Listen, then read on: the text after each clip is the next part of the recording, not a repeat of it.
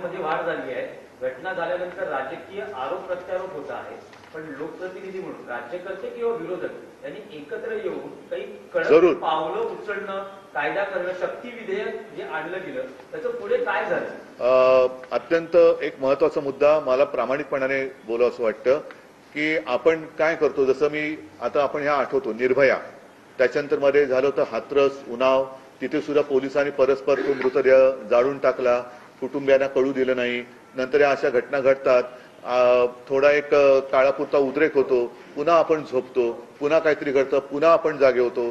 तसं न होता आता आपण आलेली जाग ही जाऊ देता कामा नये।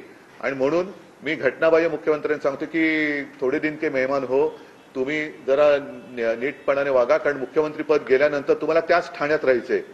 तेव्हा या सगळ्या बहिणी तुमच्या अवतीभोवती येणार आहेत जाब विचारायला की तू मुख्यमंत्री होताच, अगदी गद्दारी करून झाला होतास, पण माझं रक्षण तू केलं नाहीस, उत्तर दे। आणि त्याच्यासाठी जे शक्ती विधेयक आम्ही आणू पाहत होतो, जवळपास सगळी तयारी झाली होती। आता मला असं वाटतं ते आणू नये म्हणून यांनी सरकार पाडले की काय? आता त्या विधेयकाचं झालं काय? काय सुधारणा असतील, काय असेल करा ना, पण आणा ना ते।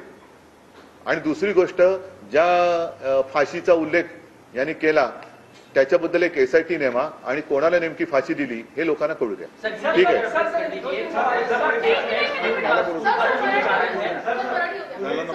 अक्षय शिंदेच्या कुटुंबाशी संपर्क साधला असता ते असं म्हणतायत की आम्हाला फसवलं गेलं आहे, अक्षय निर्दोष आहे, आम्हाला फसवलं गेलंय। त्या ठिकाणी